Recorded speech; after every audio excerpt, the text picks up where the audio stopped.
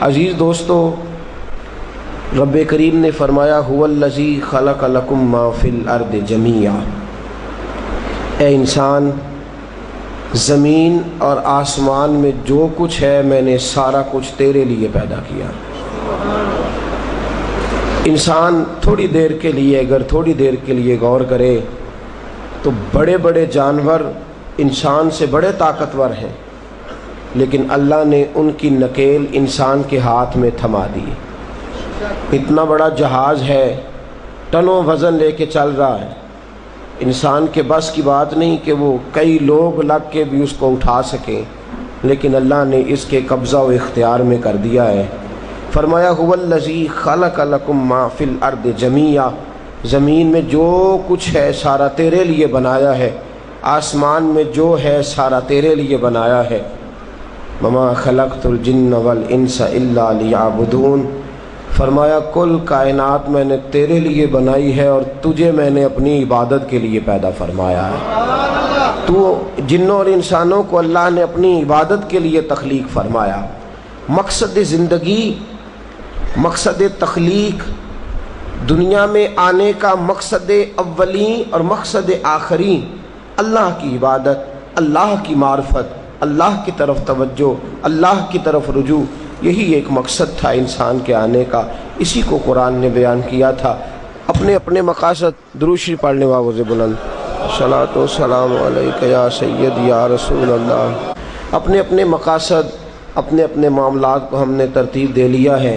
صبح سے شام تک کے معاملات سارے کے سارے ہمارے ذاتی، نجی اور ہمارے اپنے بنائے ہوئے مقاصد کے تحت گزر رہے ہیں، حالانکہ رب کریم نے فرمایا کہ انسان میں نے تجھے اپنی عبادت کے لیے بنایا ہے، اپنے لیے تجھے بنایا ہے، تو میری بارگاہ میں سجدہ ریز ہو، تو میری بارگاہ کی طرف توجہ کرے، تو میرے لیے تسبیح پڑھے، تو تحلیل کے جملے بولے، تو تکبیر کہے، تو میرے محبوب پہ نازل ہونے والے قرآن کی تلاوت کرے۔ تجھے تو اس لیے بنایا تھا۔ عبادت کا معنی یاد رکھیے گا، عبادت کا معنی فقط نماز پڑھنا نہیں، عبادت کا معنی صرف نماز پڑھنا نہیں، نماز عبادت کا ایک جز ہے، نماز عبادت کا ایک حصہ ہے۔ عبادت نماز پڑھنے کا نام نہیں، عبادت روزہ رکھنے کا نام نہیں، عبادت صرف اور صرف حج کرنے کا نام نہیں، فقط ذکر فکر کرنا عبادت نہیں، بلکہ اللہ کا حکم ماننے کا نام عبادت ہے۔ خدا رسول کی بات ماننے کا نام عبادت ہے۔ جہاں جانے کا خدا حکم دے وہاں چلے جاؤ، یہ عبادت ہے۔ جہاں جانے سے منع کر دے وہاں کبھی نہ جاؤ، یہ عبادت ہے۔ اگر نماز پڑھنے کا نام ہی عبادت ہوتا تو پھر فجر کی فجر کے وقت کیوں پڑھنی پڑتی، پھر ظہر میں ہی کیوں فرض ہوتی، پھر عصر کا وقت مغرب میں جا کے کیوں نہ شروع کیا جاتا، پھر انسان کی مرضی تھی جب پڑھ لیتا۔ فرمایا نہیں، عبادت میری ہے، اصل میری اطاعت ہے۔ میں جب کہوں کہ یہ فجر کا وقت ہے تو تجھے فجر مان کے پڑھنا، جب کہوں ظہر کا وقت ہے تو ظہر مان کے۔ ہم نے عبادت کو مخصوص کر دیا، مسجد میں چلے جانا، نفل پڑھ لینا، کچھ دیر قرآن شریف پڑھ لینا، کچھ دیر اللہ کی عبادت کر لینا، کچھ دیر ذکر اذکار کر لینا، اس کا نام عبادت ہے۔ اور باہر نکل کے بے شک جھوٹ بولے، باہر نکل کے بے شک غیبت کرے، باہر نکلے اور کم تولے، باہر نکلے اور اپنی من مرضی کرے، تو یہ عبادت نہیں۔ اس لیے کہ ہم اس خدا کے ماننے والے ہیں جو صرف مسجد میں نہیں ہوتا، بلکہ جلوہ تیری ذات کا کو بکو ہے، میں جدھر دیکھتا ہوں ادھر تو ہی تو ہے۔ ہمارا خدا صرف مسجد میں نہیں ہے، اللہ ہر جگہ ہے۔ جے میں تینوں اندر جانا پھر مقید جانا، جے میں تینوں باہر سمجھا اندر کون سمانا، اندر بھی تویں باہر بھی تویں وچ بلا کون نمانا۔ اصل بات یہ ہے کہ جب خدا ہر جگہ ہے تو اللہ تبارک و تعالیٰ کا حکم ہر جگہ ماننا ہے، ہر جگہ اطاعت کرنی ہے، ہر لحاظ سے۔ رب کی بات ماننے کا نام عبادت ہے، اللہ کی، اس کے رسول الپاک صلی اللہ علیہ وسلم کی بات ماننے کا نام، توجہ ہے آپ کی میری بات پہ؟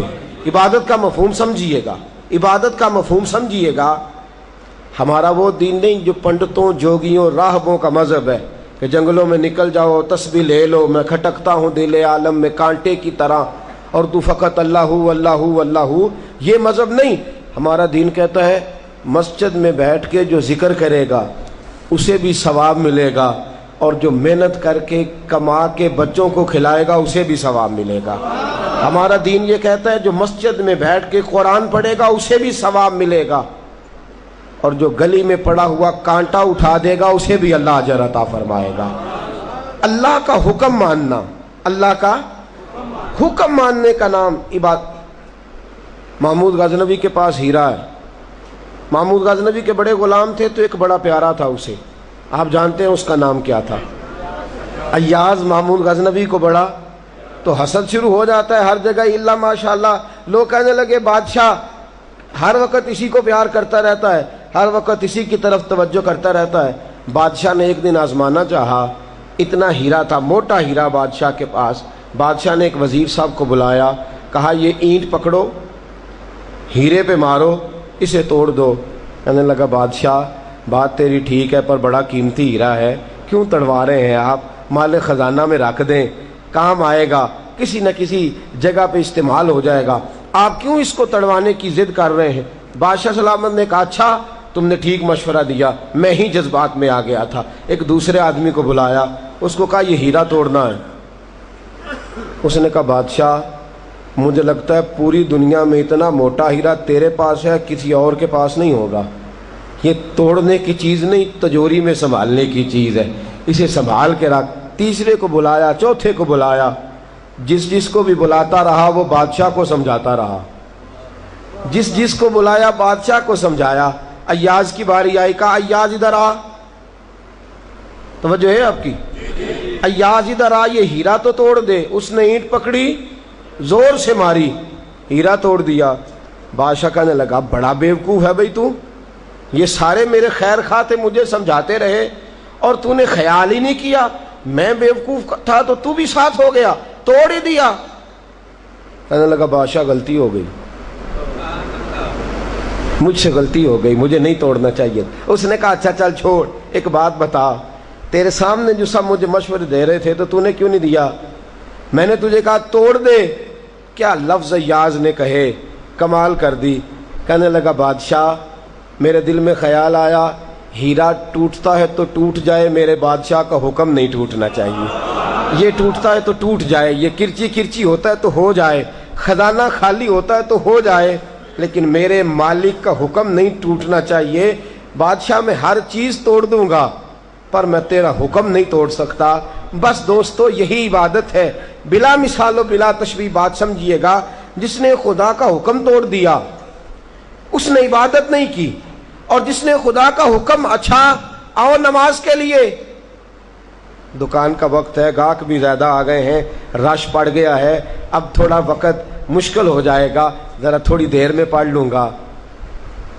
ہیرا ٹوٹتا ہے تو ٹوٹ جائے، گاہک آنے کا سلسلہ ٹوٹتا ہے تو ٹوٹ جائے، روزی آنے کا سلسلہ ٹوٹتا ہے تو ٹوٹ جائے، مسلمانوں خدا کا حکم نہیں ٹوٹنا چاہیے، رسول اللہ کا فرمان نہیں ٹوٹنا چاہیے۔ میرے رسول پاک صلی اللہ تعالی علیہ وسلم کا اقبال نے کیا کہا؟ کہنے لگا اے طائر لاہوتی، اس رزق سے موت اچھی جس رزق سے آتی ہو پرواز میں کوتاہی۔ کہا خدا کا حکم نہ توڑ بیٹھنا، اور عبادت بھی جس کو اللہ کہہ دے وہ عبادت ہے۔ ایک بندہ زوال کے وقت نماز پڑھنے کھڑا ہو جائے تو ہو جائے گی، کیوں؟ نماز نہیں پڑھ رہا۔ اچھا میں آپ کو روایت سناتا ہوں، شیر خدا مولا کائنات حضرت علی المرتضیٰ رضی اللہ تعالیٰ عنہ فرماتے ہیں رسول پاک صلی اللہ علیہ وسلم نے ہمیں منع فرمایا یا جب عید الفطر کا دن ہو یا عید الاضحیٰ کا دن ہو تو تم نے کیا کرنا ہے؟ فجر کی نماز پڑھنی ہے، اس کے بعد اشراق چاشت نہیں پڑھنی، فجر سے لے کر عید کی نماز تک درمیان میں کوئی نماز نہ پڑھنا۔ جب عید کی نماز ہو چکے پھر تمہیں اجازت ہے جتنے مرضی نفل پڑھو، لیکن فجر سے لے کر عید تک تم کوئی اور نماز نفل درمیان میں نہ پڑھنا۔ حضرت علی المرتضیٰ شیر خدا کا زمانہ ہے، عید کا اعلان ہو گیا، عیدگاہ میں لوگ اکٹھے ہو رہے ہیں، ایک شخص دوڑا آیا، اس نے آ کے نماز کی نیت باندھ لی۔ توجہ ہے آپ کی؟ میں نے کہا عبادت ہے خدا کا حکم ماننے کا نام۔ حضرت علی رضی اللہ تعالیٰ عنہ نے نماز کے بعد اس شخص کو بلایا، فرمایا ادھر آ، تجھے نہیں پتا کہ جب تک عید کی نماز نہیں ہوتی کوئی اور نفل نہیں پڑھیں گے؟ کہنے لگا جی میں نے نماز ہی پڑھی ہے، کوئی جرم کیا ہے؟ نماز پڑھی ہے نا، میں نے سجدہ کیا ہے، کوئی جرم ہے؟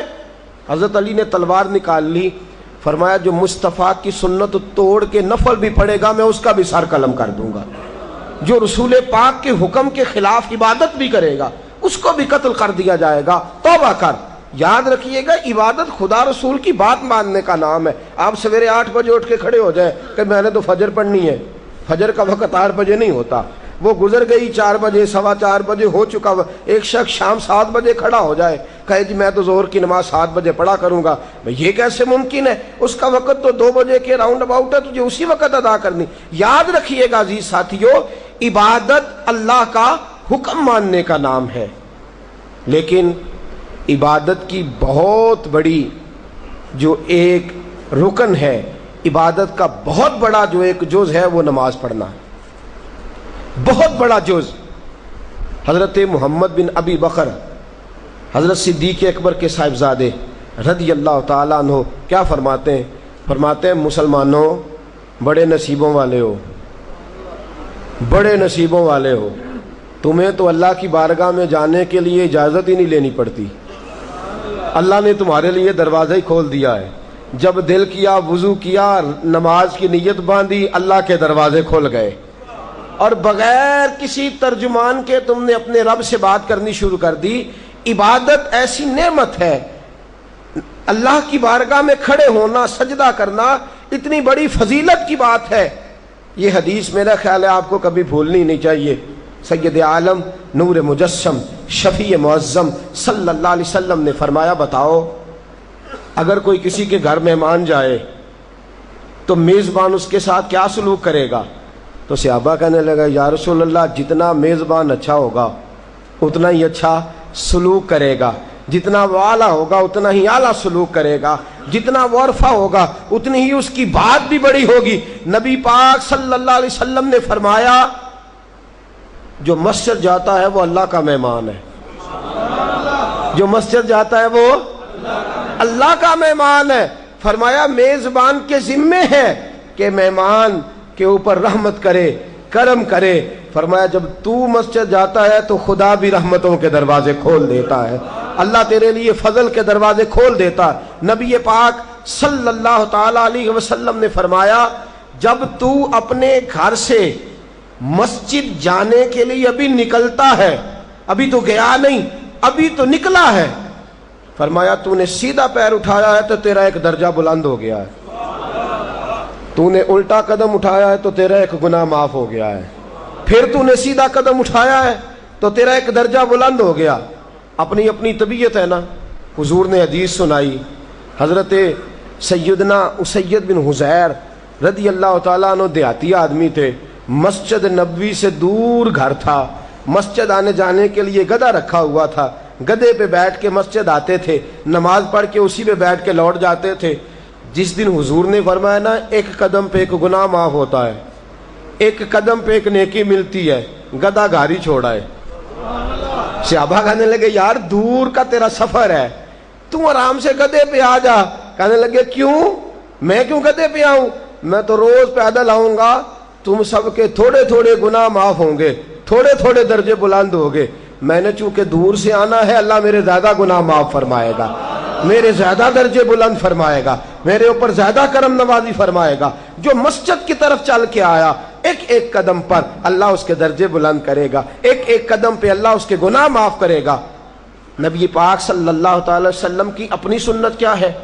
حضرت زید بن ثابت رضی اللہ تعالیٰ عنہ فرماتے ہیں میں ایک دن حضور کے ساتھ مسجد کی طرف نکلا، جب ہم جانے لگے نا تو جو رسول پاک کا انداز تھا نا چلنے کا وہ بڑا پیارا ہوتا تھا، دھیما سا چلتے تھے، نظر مبارک جھکی رہتی تھی۔ سید عالم صلی اللہ علیہ وسلم کی ادائیں ایسی حسین تھیں، تیری سیرت تیری صورت زمانے سے نرالی ہے، تیری ہر ایک ادا پیارے ادائے بے مثالی ہے۔ فرمایا جھکی جھکی نظروں سے حضور چلتے تھے۔ آج میں ساتھ ہوں، پہلے بھی کئی دفعہ ساتھ تھا، مسجد کی طرف جا رہے تھے، کسی جگہ سے واپس لوٹے تھے، کسی کے گھر سے مسجد جا رہے تھے۔ فرمایا ہلکے ہلکے قدم، چھوٹے چھوٹے قدم، آہستہ آہستہ حضور چل رہے ہیں۔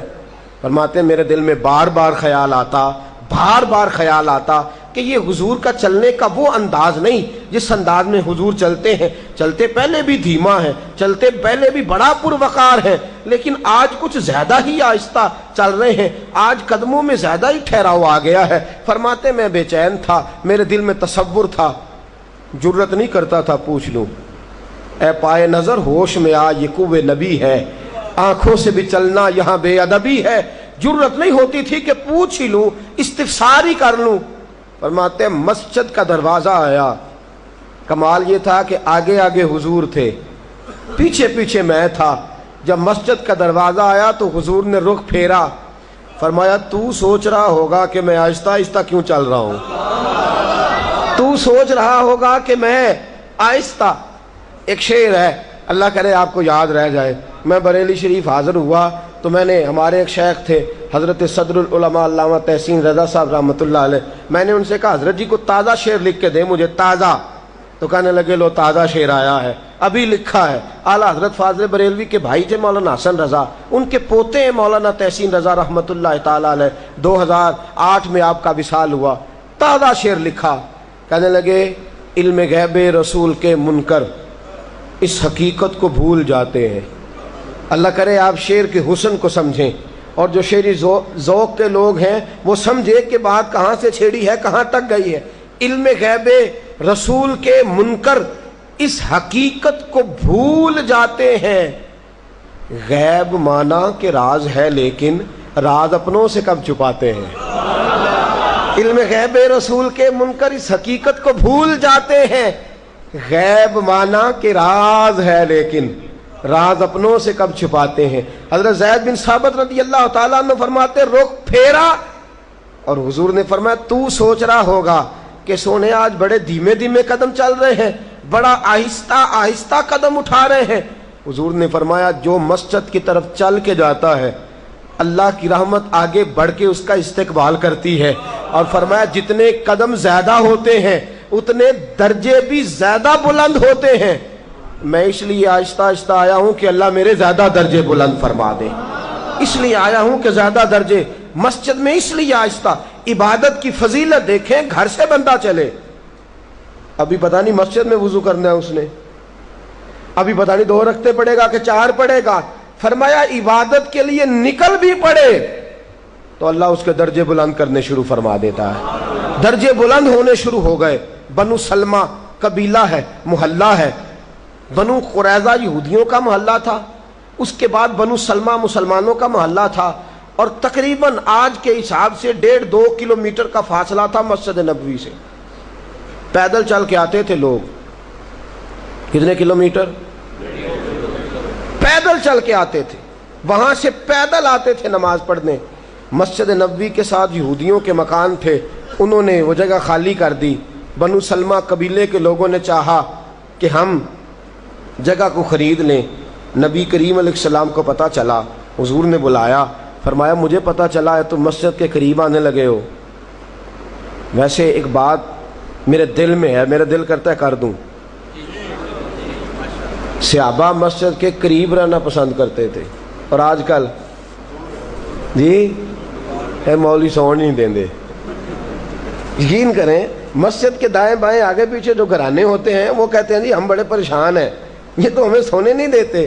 صحابہ قریب رہنا. اب دیکھیں نا، نبی کریم علیہ السلام کا گھر دروازہ مسجد میں کھلتا ہے، حضرت صدیق اکبر کا گھر دروازہ مسجد میں کھلتا ہے، سیدہ فاطمہ جناب علی کا آستانہ دروازہ مسجد میں کھلتا ہے. صحابہ مسجد کے قریب رہنا پسند کرتے تھے.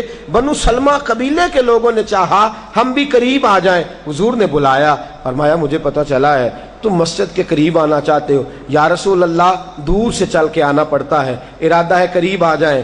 حضور نے فرمایا دور ہی رہو، تم اس طرح کرو دور ہی رہو. کہا یا رسول اللہ کیا مطلب؟ فرمایا فرشتے جب بھی نیکیاں لکھتے ہیں عبادت کی، ابھی تک تمہارا پہلا نمبر ہے، ابھی تک تمہارا پہلا نمبر ہے. یا رسول اللہ کیا مطلب؟ فرمایا اس لیے کہ تم دور سے چل کے آتے ہو تو اللہ تمہیں زیادہ اجر عطا فرماتا ہے. جو دور سے چل کے آئے اللہ اسے زیادہ اجر عطا فرماتا ہے. حضرت سیدنا عبداللہ بن سلام رضی اللہ تعالیٰ عنہ اور حضرت ابو دردہ رضی اللہ تعالیٰ عنہ کا پیار بڑا تھا، بڑی محبت تھی. दरमियान में हज़रत अब्दुल्ला बिन सलाम पहले इंतकाल कर गए। हज़रत अबू दरदा रदी अल्लाह ताला अन्हु बीमार हुए तो हज़रत अब्दुल्ला बिन सलाम के साहिबजादे यूसुफ बिन अब्दुल्ला तीमारदारी करने गए, पता लिया, खबरगिरी की, कहने लगे चचा आपका आखिरी वक्त महसूस होता है, आपने हुजूर के साथ ज़माना गुजारा है, नबी करीम की बारगाह में रहे हैं, कोई एक बात मुझे जाते जाते मुस्तफ़ा की बता नहीं जाते, कोई एक बात हुजूर की जो मुझे पता चल जाए। हज़रत अबू दरदा रदी अल्लाह ताला अन्हु सहाबी हैं, क्या अर्ज़ फरमाते हैं? फरमाते हैं ए भतीजे मेरा वक्त है जाने का। और फरमाया ये नज़ा का आलम है, बड़ा झूठा भी मरते वक्त झूठ नहीं बोलता। फरमाते हैं मैंने एक हदीस सुनी थी रसूल पाक से, बस फिर मैंने डेरा लगा लिया, मैंने कभी छोड़ा नहीं, उस पर मुकम्मल अमल किया है। क्या कहा मियाँ साहब ने? इक्को ही हरफ तेनू दरकार ते इल्मो बस करी हो यार, अमल करना है तो एक नुक्ता ही बहुत काफ़ी है अगर करना हो तो। नबी पाक सल्लल्लाहु ताला अलैहि वसल्लम ने एक बात फरमाई थी, मैंने पल्ले से बांध ली। क्या फरमाया था? मेरे रसूल पाक सल्लल्लाहु अलैहि वसल्लम ने मुझसे कहा था अबू दरदा अल्लाह की इबादत कभी ना छोड़ना, रब की इबादत कभी ना छोड़ना। और फरमाया तू खुलूस के साथ खड़ा हो, वुजू कर, 2 रकत नमाज पढ़ के खुदा से माफी मांग, अल्लाह तेरे सारे गुनाहों को माफ फरमा देगा, अल्लाह सारे गुनाहों को माफ फरमा देगा।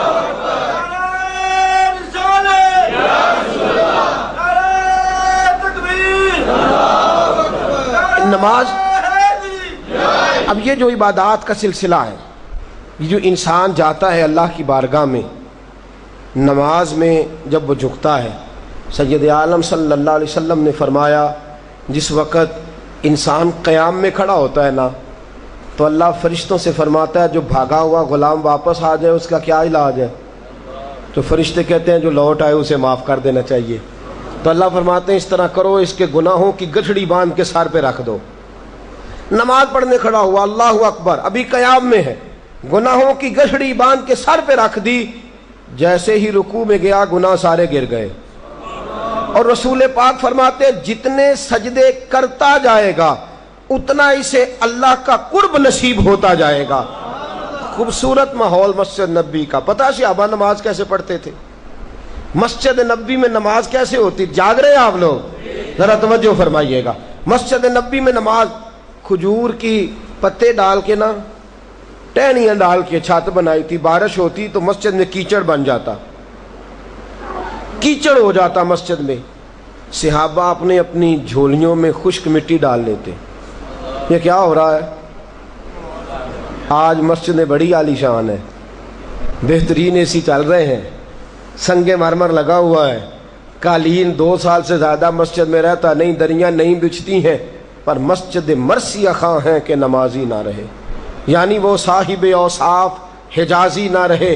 और इकबाल ने कहा था कि मस्जिद तो बना दी पल भर में, ईमान की हरारत वालों ने, मन अपना पुराना पापी था, बरसों में नमाजी बन न सका, तर आंखें तो हो जाती हैं, पर क्या लज्जत इस रोने में, जब खून जिगर की या मेज़ज से दिल अश्क प्याजी बन न सका। इकबाल बड़ा उपदेशक है, मन बातों में मोह लेता है, गुफ्तार का काजी है ये बना, गुफ्तार का गाजी बन न सका। रसूल करीम सल्लल्लाहु ताला अलैहि वसल्लम के सहाबा झोलियों में खुश्क मिट्टी डालते, मस्जिद नबी में जाते और जहाँ नमाज पढ़नी होती अपने अपने हिस्से की खुश्क मिट्टी डालते, नमाज पढ़ते। जब सर सजदे में रखते तो चेहरे पे मिट्टी लग जाती। मेरे रसूल पाक ने चेहरे देखे, फरमाया सहाबा तुम्हें पता है खुदा को सबसे ज्यादा कौन सा चेहरा पसंद है? तुम्हें पता है यहां किसी गोरे की, किसी हसीन की, किसी अच्छे रंग वाले की, किसी बेहतरीन नक्शो निगार वाले की बात नहीं की। तुम्हें मालूम है, तुम्हें खबर भी है अल्लाह को कौन सा चेहरा सबसे ज्यादा पसंद है? या रसूल अल्लाह फरमाइए। फरमाया जो आदमी सजदे में जाए और उसके चेहरे को मिट्टी लग जाए, फरमाया खुदा उसके मुखड़े को देखता है और अल्लाह उसके मुखड़े को देख के राजी होता है जो उसकी शान के लायक है। फरमाया जब तक सजदे की मिट्टी तेरी पेशानी पे रहती है, अल्लाह के फरिश्ते तुझ पर दुरूद भेजते रहते हैं, खुदा के फरिश्ते दुरूद भेजते हैं तेरे ऊपर। اور جس پر فرشتے درود بھیجے اور جس کو اللہ نظر رحمت سے دیکھے. میاں صاحب کہتے ہیں جے ایک قطرہ بخشے مینو تے کام بن جاندا ہے. تو جس کی طرف اللہ دیکھنے ہی لگ جائے, جس کی طرف خدا کی ساری رحمت کی توجہ ہو جائے, تو سجدے میں گر جا, تو سجدے میں جھک جا, اللہ تبارک و تعالی تیرے لیے نظر رحمت فرما دے گا, اللہ تیرے اوپر کرم نوازی فرما دے گا.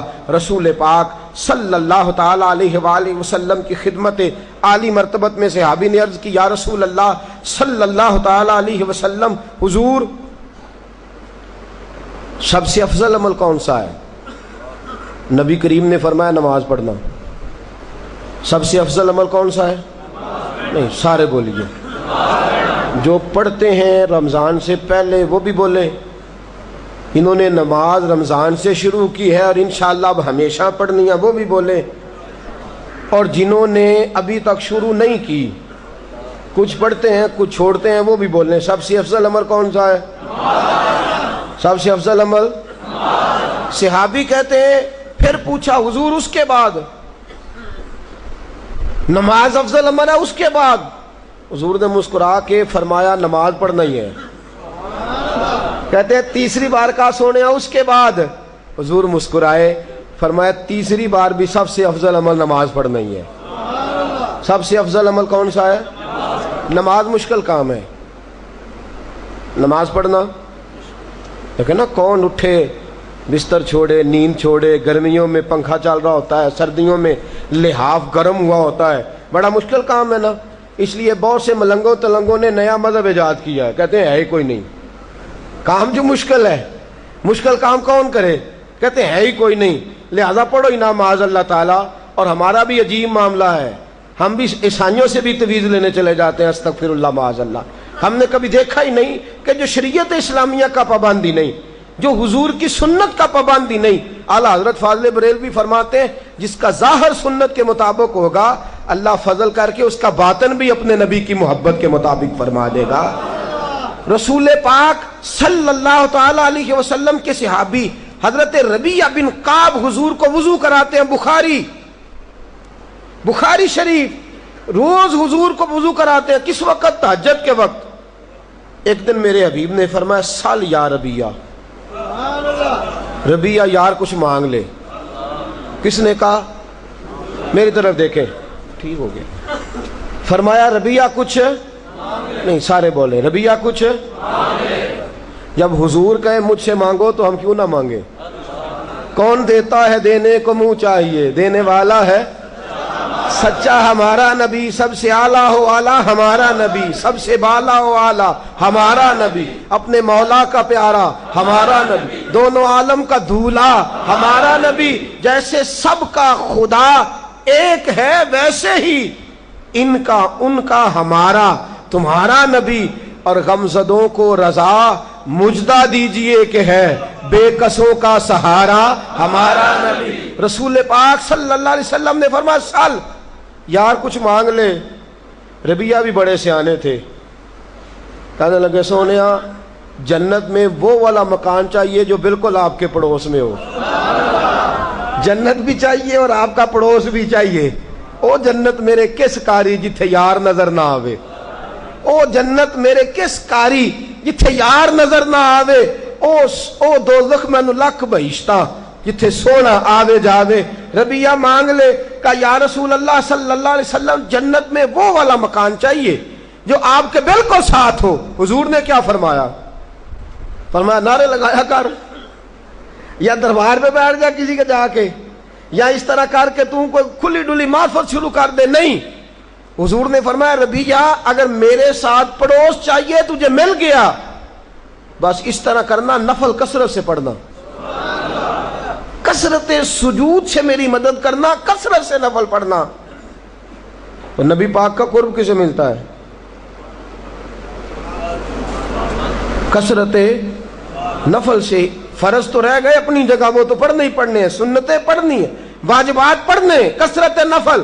ایک وہ بھی لوگ ہیں جو کہتے ہیں جی ٹائم کوئی نہیں, صرف فرض, اور نبی پاک صلی اللہ علیہ وسلم نے فرمایا، بخاری مسلم کی حدیث ہے، فرمایا نفل پڑھ پڑھ کے بندہ اللہ کے قریب ہوتا ہے، اتنا قریب ہوتا ہے کہ اللہ بندے کی آنکھیں بن جاتا ہے، اللہ بندے کے ہاتھ بن جاتا ہے، اللہ بندے کے پیر بن جاتا ہے، اللہ کریم بندے کی زبان بن جاتا ہے۔ پھر زبان بندے کی ہوتی ہے، طاقتیں اللہ کی ہوتی ہیں، ہاتھ بندے کے ہوتے ہیں، طاقتیں اللہ کی ہوتی ہیں۔ تو یہ کثرت نوافل سے ممکن ہوگا۔ جو سنتیں نہیں پڑھتا، جو واجبات ہی ادا نہیں کرتا، وہ نفلوں کی طرف کیسے آئے گا؟ میرے حبیب پاک صلی اللہ تعالی علیہ وسلم کے غلام حضرت ابو فاطمہ رضی اللہ تعالیٰ عنہ سے حضور نے فرمایا، مجھ سے قیامت کے دن ملنا چاہتے ہو؟ مجھ سے ملاقات چاہتے ہو؟ یا رسول اللہ، کس کا دل نہیں چاہتا کہ صبح قیامت آپ کا دیدار نصیب نہ ہو؟ سونیا ضرور ملنا چاہتا ہوں۔ فرمایا پھر عبادت زیادہ کر، سجدے زیادہ کر، اللہ کی بارگاہ میں حاضری زیادہ دے۔ بڑا بوجھ ہے ہمارے اوپر، ہم نہیں توجہ کرتے۔ جاگ رہے ہیں آپ لوگ؟ میری بات پہ غور کر رہے ہیں؟ 10 منٹ 15 منٹ 20 منٹ صحابہ کو فارغ ملتے تھے نا تو فٹافٹ وضو کر لیتے تھے، مصلی بچھا لیتے تھے، کہتے تھے ٹائم ملا ہے 4 نفل پڑھ لیں۔ ہم کیا کرتے ہیں؟ ہمیں فارغ ٹائم ملے تو کیا کرتے ہیں؟ پہلی بات یہ ہے کہ فارغ ٹائم ہے ہی بہت زیادہ وقت ہمارے پاس فرصت کا ہے، اور اس میں ہم نے کیا کیا ہے؟ ٹی وی، اخبار، اور پھر اللہ معاف فرمائے موبائل، اور پھر اس کے بعد بہت سی مصیبتیں ہم نے اپنے لیے اکٹھی کر لی ہیں۔ یہ ہمیں خیال نہیں آتا، کچھ وقت ملا ہے، چلو کچھ نہ کچھ ٹائم جو ہے وہ ہم اللہ کی عبادت میں گزار لیں۔ اس عبادت کا درجہ کیا ہے؟ صحیح بخاری کی روایت ہے، رسول پاک کی بارگاہ میں ایک شخص آیا، کہنے لگا یا رسول اللہ صلی اللہ علیہ وسلم، مجھ سے غلطی ہو گئی ہے، آقا مجھ سے گناہ ہو گیا ہے، حضور مجھ پہ حد جاری کر دیں، یا رسول اللہ سزا دے دیں تاکہ دنیا میں ہی معافی ہو جائے، قیامت کے دن میں جو ہے وہ سرخرو ہو جاؤں۔ نبی پاک صلی اللہ علیہ وسلم نے فرمایا، کوئی حضور نے جواب نہیں دیا۔ اقامت کہی حضرت بلال نے، عصر کی نماز کھڑی ہو گئی، نماز پڑھ کے وہ شخص پھر کھڑا ہوا، کہا یا رسول اللہ صلی اللہ علیہ وسلم، میں نے عرض کیا تھا مجھ سے گناہ ہو گیا ہے، آقا مجھے کوئی سزا دے کے پاک کر دیں۔ بخاری ہے، حضور نے فرمایا تم نے میرے ساتھ عصر نہیں پڑھی، تم نے ہمارے ساتھ نماز نہیں پڑھی، تم نے ہمارے ساتھ نماز پڑھی ہے؟ یا رسول اللہ پڑھی ہے۔ تو فرمایا پھر اللہ نے سارے گناہ معاف فرما دیے، اللہ نے سارے گناہ معاف کر دیے۔